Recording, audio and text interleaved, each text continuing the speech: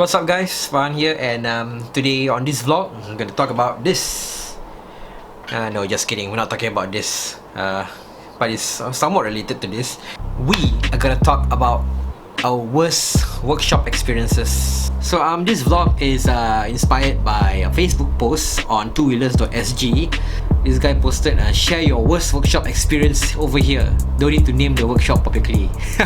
So there was a lot of comments, a lot of buzz, and I even shared mine. And I'm gonna give you my story on my worst ever workshop experience. This started in 2013. I bought my bike, Hidayah, at this particular bike shop.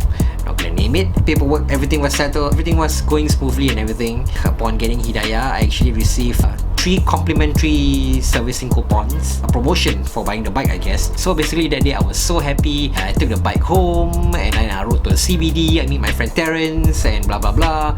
Upon advice from my rider friends to maintain the bike regularly, 1 month later I decided to use the complimentary coupon. So I went back to the bike shop and I was entitled to a free oil change and a diagnostic check on the bike basically. So the mechanic, he did the necessary. He changed the engine oil and did a check on my bike, and he said to me, "Hey brother, there's something wrong with your chain. I think we need to change the chain." So me being a noob, without a second thought, I agreed with him and let him change the chain on my bike. And then I got the bike back. Everything was okay. But it was after a few days after of riding where there was a strange sound coming from the chain.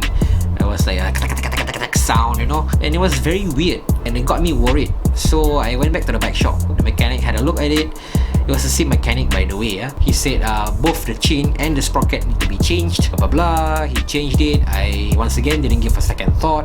All this was paid, by the way. I paid for the previous one. I paid for the chain, which is I think 40 or 50 bucks, I forget. And the sprocket with the chain for the second time I went there, I paid around 100 plus, and yes, I got ripped off, by the way. It was a very high price for a class 2B bike. I brought the bike home, I rode, there was no issue after a few days. And then one day when I was riding, the ride quality wasn't that good. The handling feels very weird. My bike feels very stiff, and the sound eventually came back again. So this time around I was pretty worried, and personally I felt that, hey, maybe my bike is a problem. But then again, I thought to myself, it's a brand new bike. On that day I decided that maybe the next day I'll go to the bike shop again.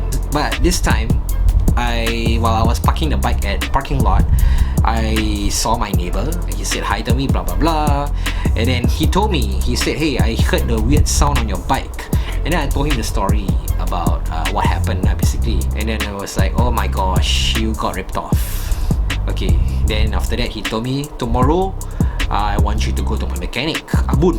So that's how I met Abun, by the way, through my neighbor. The next day I went to Abun, and Abun had a look on my bike, had a look at my chain, and then he said that my chain was tied on too tightly. He said that because of the chain being too tight, the teeth of the new sprocket was actually damaged because the chain was tied on too tightly. And not only that, the sprocket was also the wrong size. It was actually a bit bigger, and it's not meant for Hidayah basically, which resulted in the handling getting worse lah.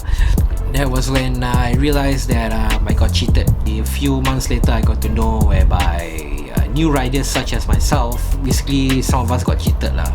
And basically they are using this complimentary servicing to upsell you, to get you to change certain parts of the motorcycle, which may or may not even be faulty in the first place. I mean, Hidayah was 1 month old at that time. She was brand new. I didn't realize that, you know, being 1 month old, how can it quickly be faulty? Like for example the chain or whatsoever.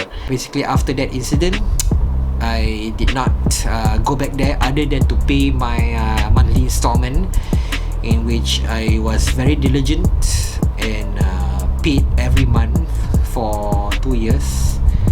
And once I cleared my bike installment, I basically never went there anymore, because I don't really want to have anything to do with that place. So anyway, in regards to the Facebook post, a lot of riders share their stories of being cheated and having their worst experiences at certain workshops in Singapore.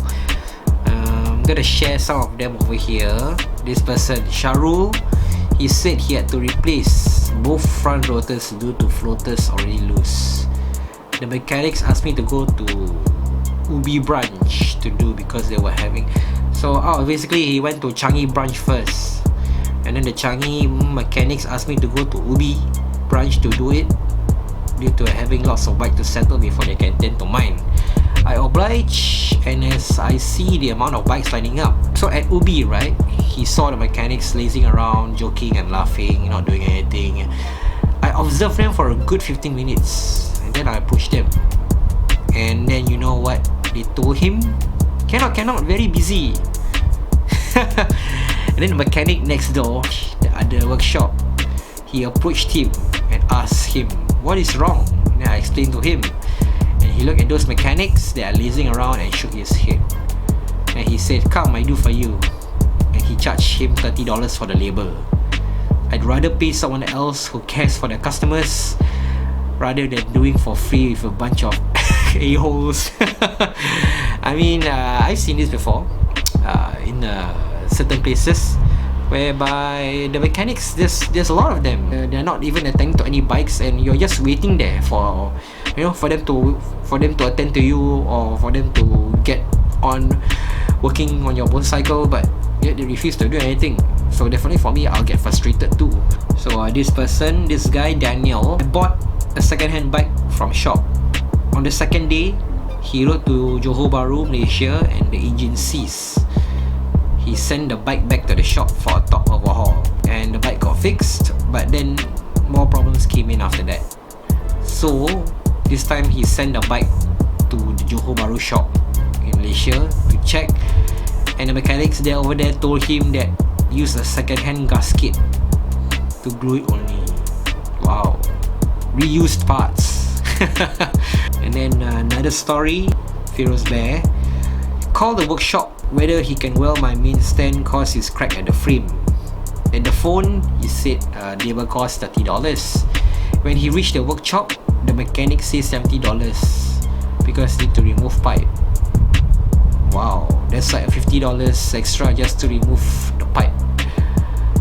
So he paid the $70 service charge, and yeah, until then he never went back to the shop.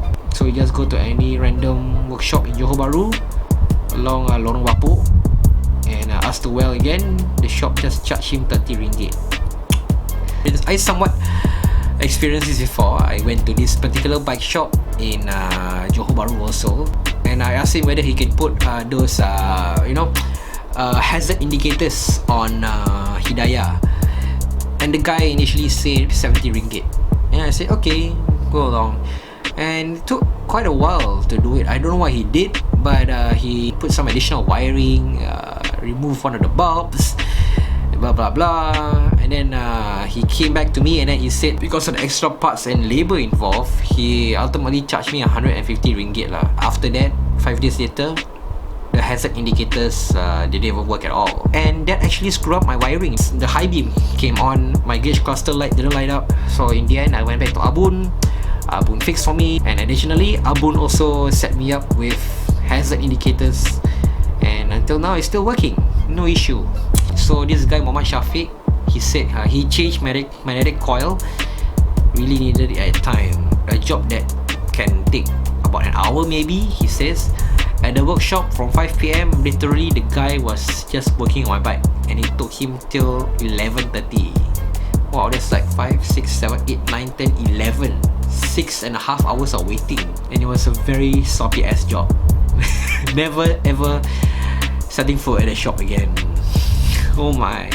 I mean, the guy who was fixing my indicators, I told you just now, he took about 3 hours. I was there for 3 hours, and honestly the job was really sloppy, and like I said, it screwed up my wiring, and I had to go back to Abun. So this guy Nizam, he promised the world when it came to accident claim, but after more than 5 weeks, the bike nor the insurance claim has been started. I had to bring the parts myself, and they even had the cheek to charge me $30 labor per item replaced. Wow. told them off, stood my ground, and I got a fairer pricing for the labor that I can do myself. So after 3 years, I'm still waiting for the Fog Press Straightening Services invoice, where proof of the work is not seen at all. Typical overpromise and under-deliver SG business. Yeah, he hint it's at Kaki Bukit lah. A lot of comments I see from Kaki Bukit. There seems to be some problems with Kaki Bukit workshops over there. So this was another story from him. Another shop in Kaki Bukit.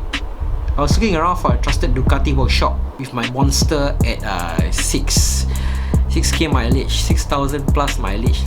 So the shop owner recommends Demodromic servicing for preventive maintenance, when the manual clearly states that only after 30k mileage then it's recommended to do that Demodromic servicing.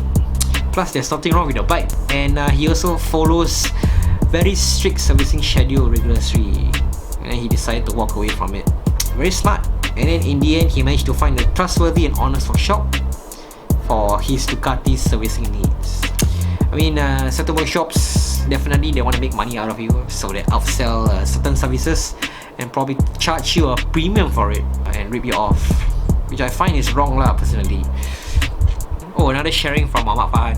Dad woke me up one day asking me where I park my bike. He answered the same place I used to park my 3 bikes. So he got 3 bikes, not bad in 2 lots. He told me not there. Rushed to the police station. Bike got repossessed by the shop. Oh dear. Went to the shop, saw my bike chained out outside. So the lady at counter asked me, where got repo your bike? You pay in advance already. Then after that, he told her to follow him down, and he showed her the bike which was there. Upon checking, they blamed the repo truck driver. Told me to bring the bike back on my own, cause he was driving a tow truck back then.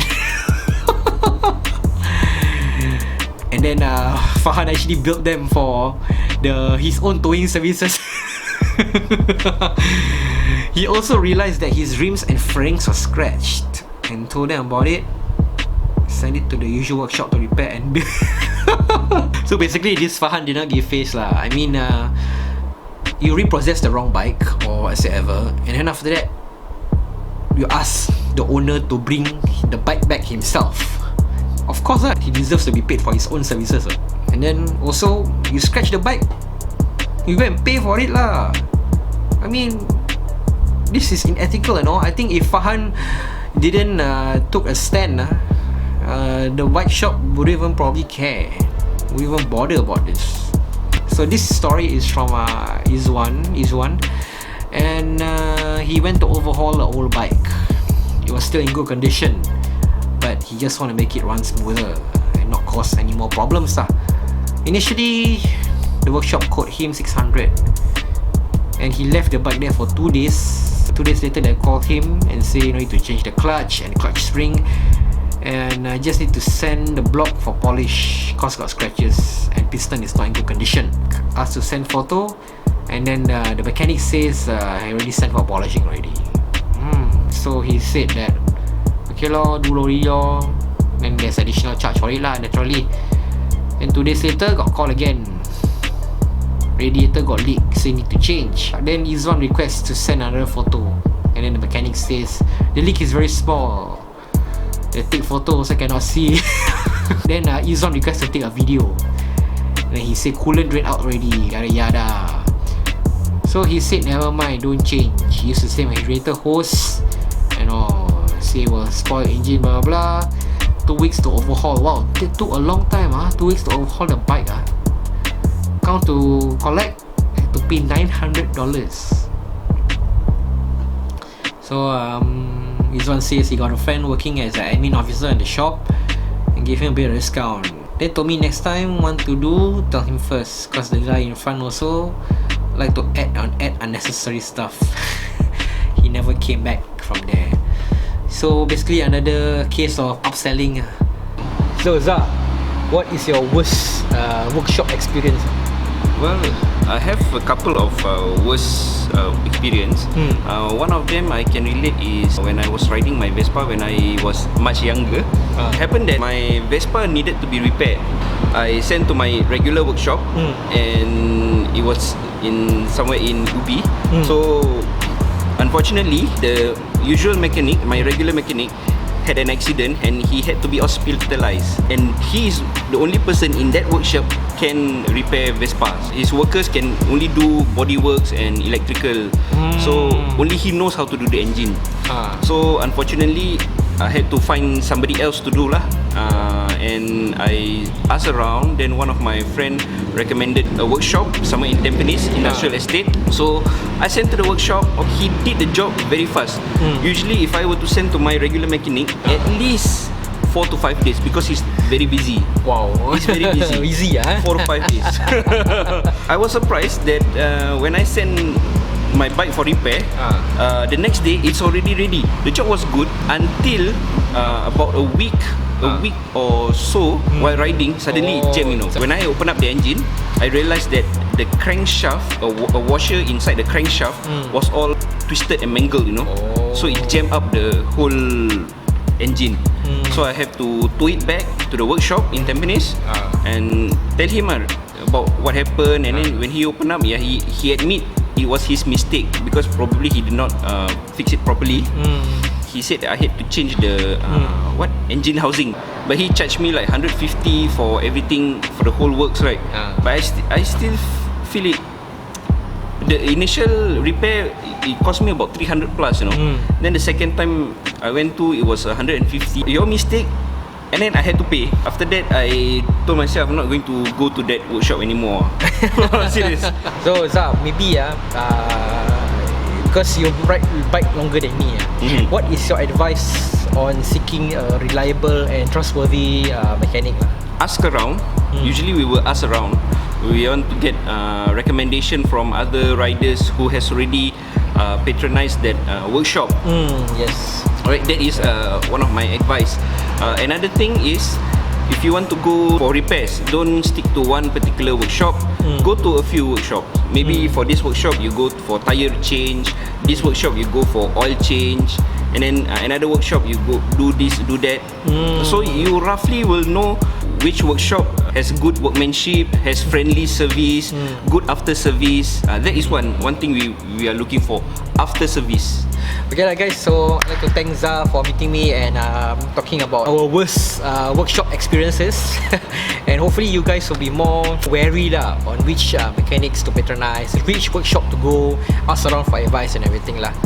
So I think that's it for the vlog, and yes, we will see you in the next one.